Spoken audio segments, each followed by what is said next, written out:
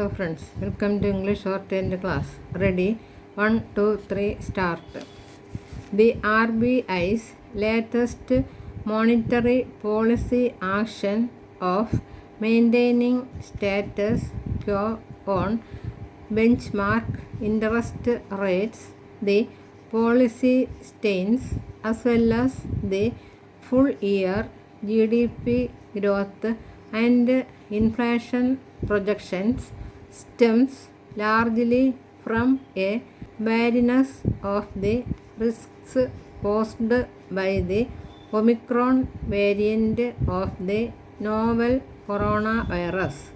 Announcing the bi-monthly policy, Governor Das observed that headwinds from global developments were the main risk to the domestic outlook, which was now somewhat clouded by the Omicron variant of COVID-19.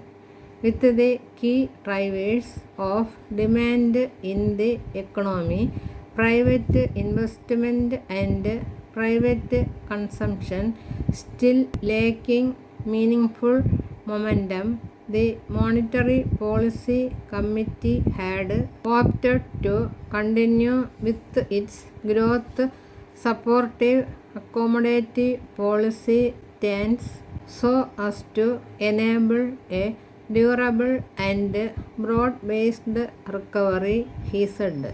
While it may sound churlish to question the MPC's stand, given that the ongoing recovery from last fiscal's record contraction is still yet to register an across-the-board expansion from pre-pandemic levels, the fact that one of the 6 members of the rate-setting panel has dissented on the policy stance for a third consecutive time cannot be ignored, positing in October that the upside risks to long-term inflation and to inflation expectations had become more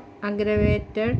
External member Jayant Verma had at the time cautioned the committee against falling into a pattern of policy making in slow motion, guided by an excessive desire to avoid surprises. And while his specific reasons for voting against the grain this week are not immediately available, that the MPC is for now prioritizing growth over price stability is clear.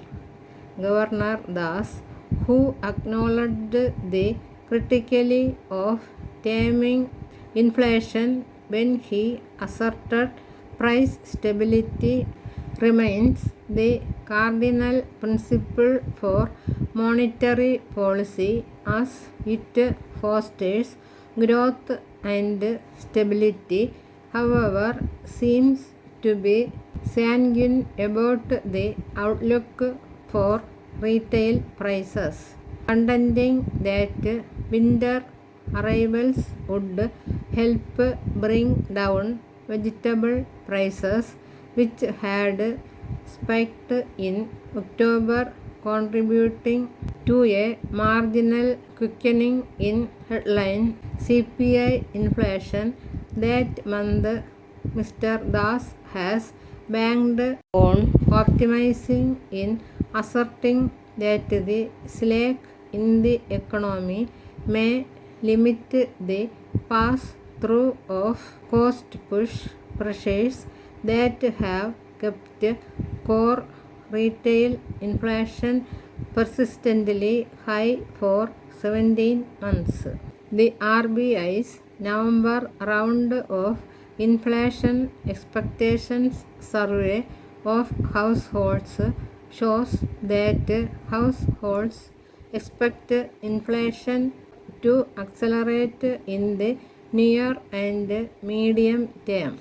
The median inflation expectation of respondents polled in an extension survey earlier this month in order to factor in both a possible Omicron impact and the softening in fuel prices in the wake of the cut in excise duty projects the 3 months ahead rate at 10.8% and the 1 year ahead reading at 10.9%. And though the RBI has begun to slowly tighten the liquidity spigot it opened in the wake of the pandemic last year, a more robust response to ward off price pressures will become imperative sooner rather than later. For a delay risks undermining preciously what Mr. Das said was the RBI's motto at this juncture, ensuring a soft landing that is well timed.